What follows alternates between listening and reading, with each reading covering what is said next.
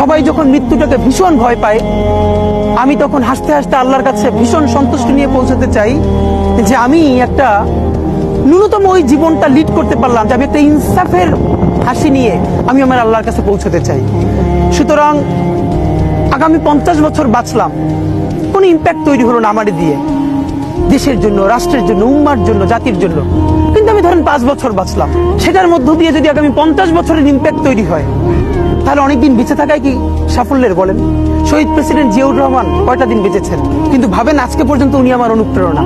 হাঁটতে হাঁটতে আমার পা ফুলে যায়। আমি আমার টিম সেদিনকে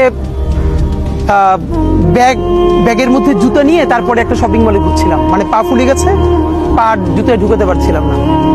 তো জিয়াউর রহমানের একটা ওনার গল্প মনে পড়ছিল, যিনি মাইলকে মাইল যখন হাঁটতেন ওনার সাথে স্টাফদের পা ফুলে যেত, কিন্তু ওনার তো আর্মি ট্রেনিং আছে। তখন তাকে বলতো, স্যার আপনার তো আর্মি ট্রেনিং, আমরা তো আর পারি না। এই জন্য ওনাকে মানুষ রাখাল রাজা বলতো।